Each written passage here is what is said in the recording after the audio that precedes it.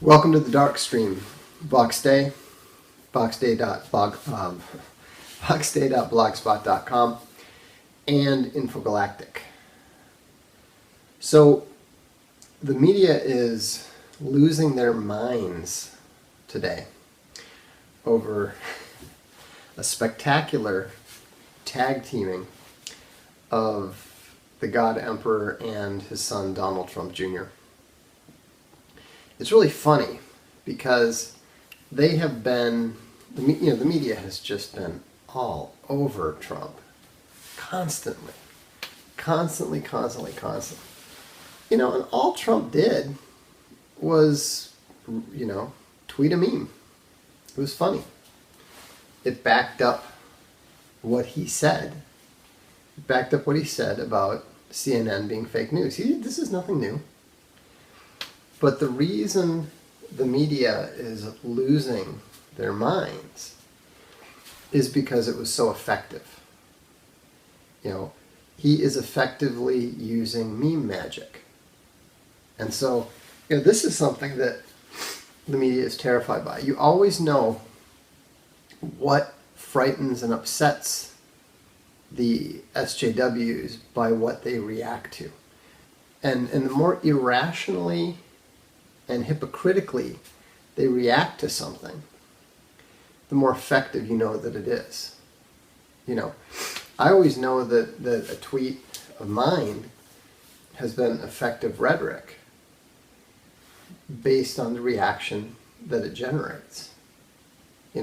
So for example, when they try to get you to stop doing something, that's when you know that it's working. That's when you know that the rhetoric is effective. If you recall, when the alt-right first started using the word cuck,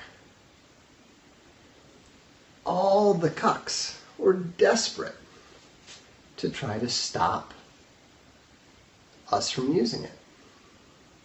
That was one of the reasons why I decided to write the book Cuckservative, was because I knew how effective it was. I knew how effective it was going to be.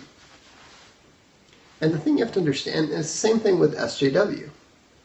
Think about it. How many times have you heard some conservatives say,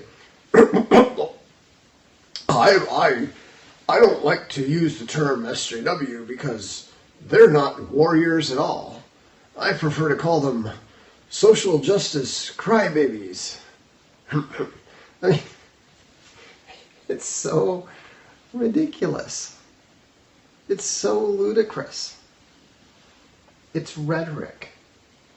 Rhetoric is about what emotions it inspires. If you call someone a social justice crybaby, they will ignore you. Why? Because it doesn't bother them. It just sounds stupid.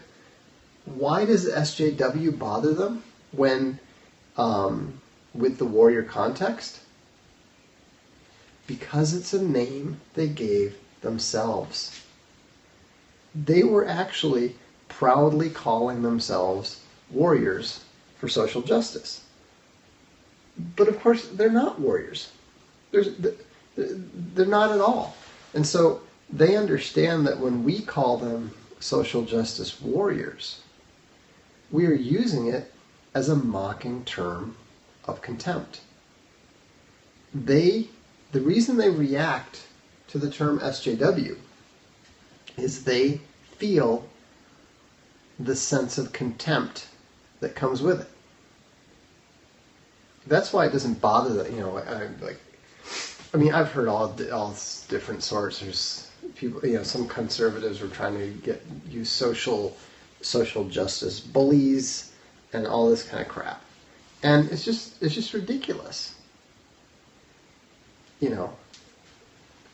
I would not say that we're using Alinsky's 12 rules specifically against them, but I think that we're using similar tactics, fundamentally similar tactics. And that's part of why it's effective. Why are these tactics effective? Because they've been effective against us. Calling the right racist and Nazi has been tremendously effective for them. And for decades, conservatives responded with dialectic. Well, I believe in equality of opportunity, not equality of... I'm not a Democrats are the real racists because of some convoluted argument that nobody can even remember. I mean, come on. That's not effective. You have to keep it simple. You don't have to worry about the absolute literal truth. You have to worry about whether it affects them or not. Here's the thing. You say, is feminazi effective at all? Why are you asking me? The way you determine whether something is effective or not is you call them a feminazi. Does she react badly? Or does she just laugh at you? If they laugh at you, it doesn't work. If they ignore it, it doesn't work. Okay, so going back to the God Emperor, what do we know? What works really well? Fake news. The media absolutely hates fake news.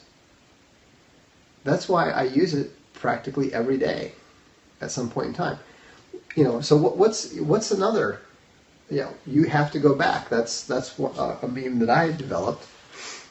I'd like to see it get broader use because I have seldom seen anything upset SJWs more than that.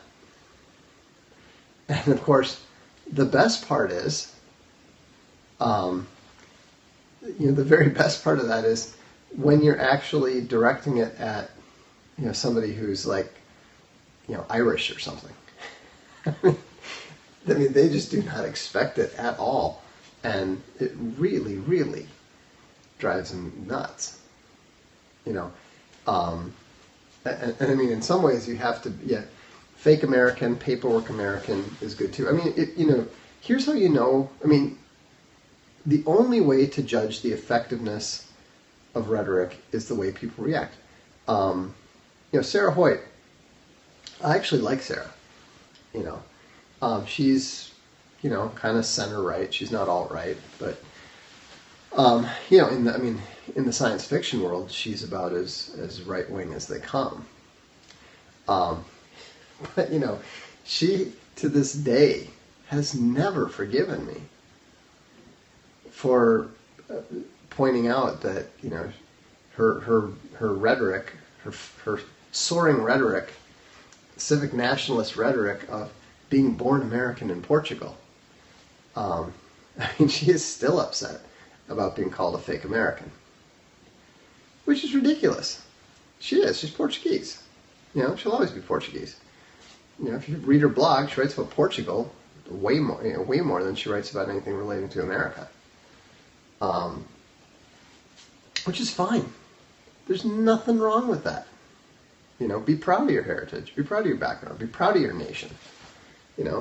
Just don't claim that you are something you're not. There's nothing wrong with being. There may be things wrong in the macro level, but on the micro level, if you happen to be a member of one nation who is a citizen of another, it is what it is. It's fine. But it doesn't change the fact, what you are. And it's up to the members of that nation to decide whether they want you. I don't belong where I live, but I'm a guest here.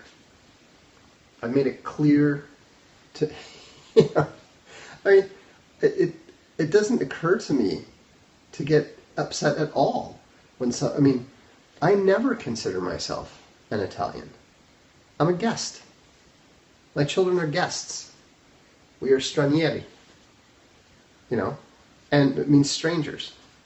We don't get offended at all. You know, I mean, that's how we refer to ourselves.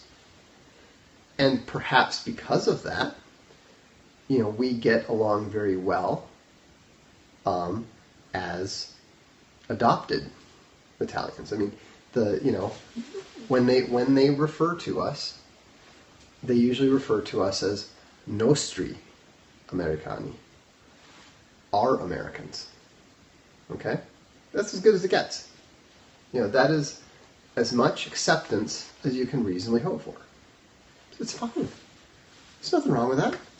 You know, why on earth, you know, would I be upset about that when, you know, I go in and get my wife gets me a subscription every year so I can watch the Minnesota Vikings. Okay? There's like one other guy in Italy who cares about the Minnesota Vikings. You know, and I know him. So, anyhow, the point is, to get back to the rhetoric, you know, the problem in the USA, of course, is that the civic nationalist rhetoric has been so powerful and so propagandized that simply overturning it becomes very powerful rhetoric of its own. So when you go, you know, the reason they react so strongly to "you have to go back" is because it's totally overturning the melting pot. You know, other effective rhetoric is whenever you are dealing with churchianity, whenever you're dealing with fake Christianity, refer to Judeo-Christ. You know, quoting Judeo-Christ. And especially if you are repeating churchian platitudes, referring to Judeo-Christ is extremely effective because it illustrates that you know that's bullshit. No, calling gays sodomites is very ineffective rhetoric. They don't get upset about that. You know, I mean, this is the thing you have to understand, is that it's about what genuinely upsets them. You know, if you call somebody, I mean, sodomites is much more dialectic. Okay? Degenerate is actually much more likely to be effective. Deviant is also more likely to be effective.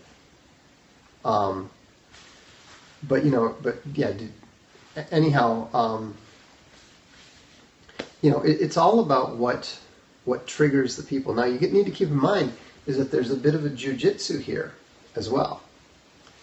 If you call, for example, if you use words that have been sufficiently tarnished with, you know, racist or Nazi or whatever, that will backfire on you. There is nothing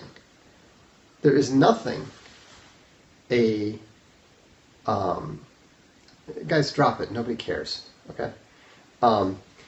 There is nothing that a black person who wants to discredit and disqualify you likes better than for you to call them a nigger.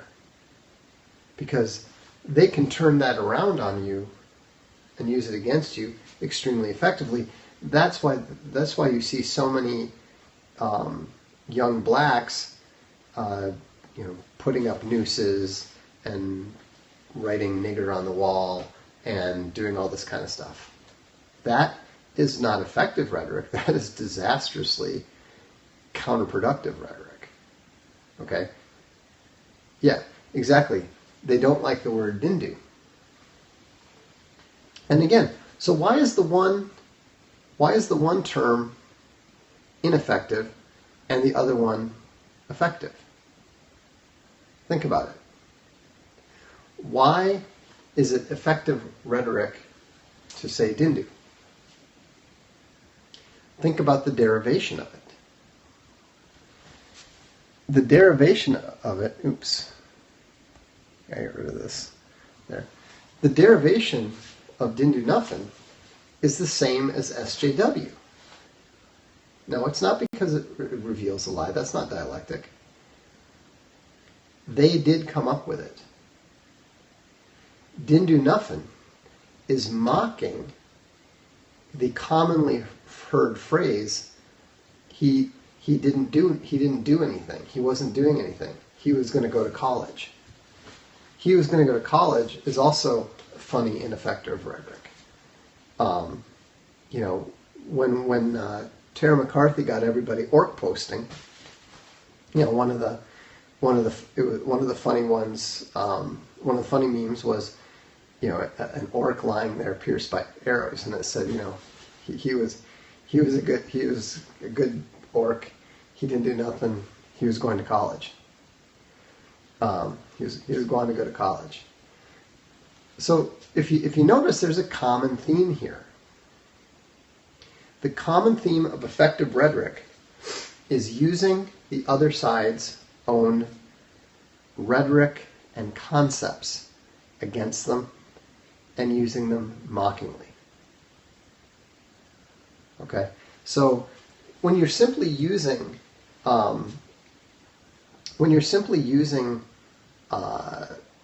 derogatory terms, those don't necessarily have any effect. Okay, and, you know, that's where you fall into the trap of them being able to turn things around on you. You know, how is it possible? They can't really complain. You know, SJWs can't really complain about SJW because they came up with it themselves. They can't really complain. If you notice, they have not successfully been able to complain about didn't do or didn't do nothing or any of that sort of thing, any more than conservatives have been able to complain about Cuckservative, or the media is able to complain about fake news because they came up with those things. And so, I mean, fake news is the most disastrous self-inflicted rhetorical wound of the that we've seen in a long time. Yeah, and that's a good example. Like, forced rhetoric doesn't work. How many of you who are Trump supporters get upset by references to Drumpf? How is this different from Dems are real racists? Dems are real racists actually is rhetoric against conservatives. It's not rhetoric, it's dialectic. It's ineffective dialectic when directed at Democrats. Drumpf is just stupid. It's totally ineffective, and this is quite common. And so, you know, gosh, what is this? What is weird with these people who, like, I don't even understand why they insist on commenting. Anyhow, yeah. But see, the thing is that Trump doesn't care. I mean, Trump isn't the one who changed his name. Nobody cares. It is a little bit more effective when you're using it with people like Jon Stewart, because Jon Stewart not only changed his name, but he clearly changed his name because he wanted to sound more Anglo. And so that's why it's effective with him. And that's why you'll often see, for example, SJWs used to try all the time to try to, you know, point out my real name. Well, I don't care. You know, I mean, my pen name is just a play on words. It's a trilingual play on words. So it's just very, you know, it's totally ineffective rhetoric to try to do that. But they do that all the time because it's so effective when you're referring to John Leibowitz.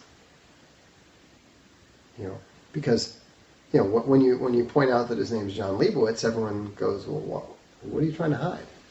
you know. So yeah, I don't mind my real name at all. I just I prefer my pen name in public for numerous reasons, but primarily because it fits well on the cover of a book. You know, there's even a I think it was a Douglas Adams books, one of the Dirk Gently books, where he talks about how the perfect name for a book cover is 6 letters, 3 letters each. You know, it works, easy to remember. So hey, why not? But does that mean that I'm trying to hide my identity? Not at all. So, anyhow, getting onto the fake reviews thing. Now that we're talking about reviews, it's really kind of bizarre. Like in the last 2 days, people have put these reviews up. They're fake reviews, of course. And I was wondering why they do this, because I was thinking, well, maybe it's because I used to think that fake reviews were primarily to try to drive down either trying to drive down the rating of the book on Amazon, or to try to convince people not to read it. But I realized today that can't possibly be the case. At the time that the guy posted the fake review, there were 581 reviews of SJWs Always Lie. The book's been out for 2 years almost. It does pretty well. It bounces around between 10,000 and 20,000 pretty much all the time. And so one review is clearly not going to have any impact at all. It's not going to lower the rating at all. It's not going to affect people's decision to buy it. So what's the point? There's absolutely no point in doing it, right? But what I realized is that all they're really doing is they are blowing off steam. They're angry.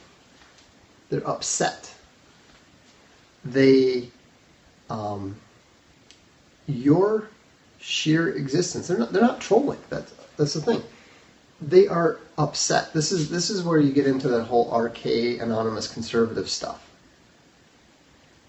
They have this pressure on their amygdala that they need to release. They're so angry that they need to lash out. And so that's what they do. They go and they angrily leave a little review. And sometimes you can really see that they're very angry, because sometimes what they leave, the stuff that they write, is ungrammatical, and it is a form of however you want to, the re. So it's so now I actually have to admit, now I find myself amused when I see that. It's like, okay, I get it. And that's actually a good thing, because and what I find interesting is that now that I think that's different than when you have the fake reviews that actually really try to pretend to have read the book and try to come up with some excuse to dismiss it. What's interesting is you see that a lot more in fiction than you see in nonfiction. In nonfiction, you see this just pure, unadulterated, this is poorly written and a waste of time. Whereas with the fiction stuff, you tend to see them say, the style is very bad, and I don't like the story, and blah blah blah, this kind of sort of things. And so there is a difference. But what I thought was interesting is just from fake news to fake reviews, what we see is that their entire existence is based on falsehood. Their entire existence is based on lies. And this is why we are able to defeat them so easily on rhetorical grounds. And this is why we have to fight them on rhetorical grounds. We can't fight them on dialectic grounds because, number one, they're not honest. And number two, half the audience doesn't understand dialectic. But the reason that we can beat them on rhetoric is because, as Aristotle pointed out, the most effective rhetoric is the rhetoric that is based on truth. It is rhetoric that points to the truth. It may not be literally true. It may not be true in the it may not be true and precise in the dialectical sense, but it points to the truth. It points to what people know to be real and true. Calling CNN fake news resonates because everybody knows that CNN's reports are full of shit. And this is why you need to ignore the moderates when they tell you that, you shouldn't do this, you can't do this, all this sort of thing. What the moderates are doing is they're telling you you should be fighting on ground that is unfavorable. And that's ridiculous. What you want to focus on is where you can beat them. And rhetoric is always going to be advantageous to us because what we are saying is based on the truth, and what they are saying is reliably based on falsehood. So we should always seek to engage them on rhetorical grounds. It's fine to bolster that with dialectic. Use dialectic when you're talking to your own side. Use dialectic when you are helping your own side understand things intellectually. But when you are seeking to persuade someone, then you need to use rhetoric. And that's a good point. We do need more rhetoric to nuke the moderates. We have some. Cuckservative is one of the first big anti-moderate rhetorical weapons we have, but we need more. Basically, we need more to shut them up. We need more to get them to stop coming at us. And so, if you think about it, remember, where do we find the effective rhetoric? Who do we look at to find the effective rhetoric? We need to look at what they say about themselves. Exactly, what they say. We look at you. We're not going to figure it out tonight, but this is a good topic for the blog, and we'll have to look up, look at what the moderates are saying, look at what the cucks are saying. The meme term for rhetoric is shitposting. So anyhow, we'll come up with some good ones now that we have an intellectual understanding of where good rhetoric is developed. Then we can develop those terms. So all we need to do is look at. I'm guessing that a lot of effective anti-Cuckservative rhetoric is going to come from their admonishments of the alt-right. It should be coming out next month. I was hoping to get it out last month, but we're still working on it. So on the plus side, we have a lot of other good books coming out. The next book coming out is fantastic. I'll tell you right now, all of you should buy this book when it comes out on July 17th. It's an absolutely hilarious book from a ex-cop called Law Dog. And it's just a collection of the stories from his police experiences as a sheriff's officer in Texas. It's not at all political. It's a little bit politically incorrect, perhaps.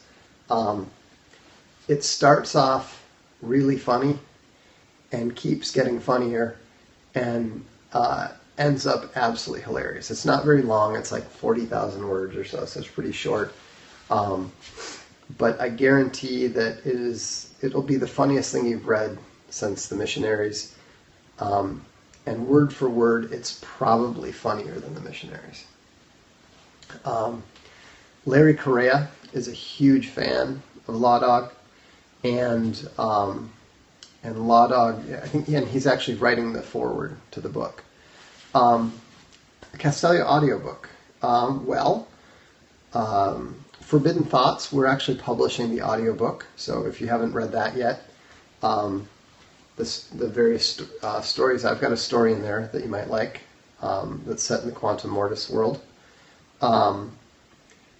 Let's see, if you haven't read the Westerns yet, I think we've got both Westerns in audiobook now. Brings the Lightning and Rocky Mountain Retribution. So those are good choices. I don't do audiobook reading. I don't have a very good voice for it. I don't have the patience for it. I did originally Milo was going to do the introduction, and I was going to do the text of SJWs Always Lie. I don't think he got beyond the first paragraph. I never got beyond the second page. We concluded that was not going to happen. So, but it looks like we are going to be publishing Milo's audiobook. So that'll be, but that's going to be a few weeks. Stefan's great. Yeah, I mean, Stefan, he's got a great voice. He's got theater training, so it's not surprising that he's good. Just some people, I don't even read my own books. I don't really like to go back and look at them. It was kind of embarrassing. When I was working on the Sea of Skulls, I had 2 readers that were my references because I didn't know who was called what or where things were and that sort of thing. And so I had to, I always had to ask these guys. It was kind of pathetic, but c'est la vie. So anyhow, when it comes to writing, I don't have outlines. I just make it up as I go along, which is kind of scary when you consider. Someone once told me they thought that my intelligence was overrated until they heard that I had written A Throne of Bones without an outline. And then they said they couldn't believe that everything pretty well held together seamlessly without me paying any attention to trying to keep track of it. So that was. I would be I think I'd be a better writer if I had the ability to do that, but I don't. I'm a bit of a, what do you call it? I'm a bit of a butterfly. I just kind of go from. Like today, I finished editing Law Dog files. Then I wrote 4 pages of script for Alt Hero, and then hopped onto it. Did a couple blog posts. I just kind of jump around and do what I feel like doing at the moment. So I'm just not an outliner, and that's the way it is. I've tried to do outlines. But I usually write, less than a third of an outline and then start writing something and then, completely ignore it. So I've learned not to worry about it. You just have to write how you write. If you're great at research and preparation, then do that. And if you're, and if you're not, then you just, do whatever works for you. And that's the important thing. Do whatever works for you, whatever lets you crank out the words. So, anyhow, thanks so much for stopping by. If you're a brainstormer, we're going to have the closed June event on Tuesday night. And otherwise, we'll see you on the blog.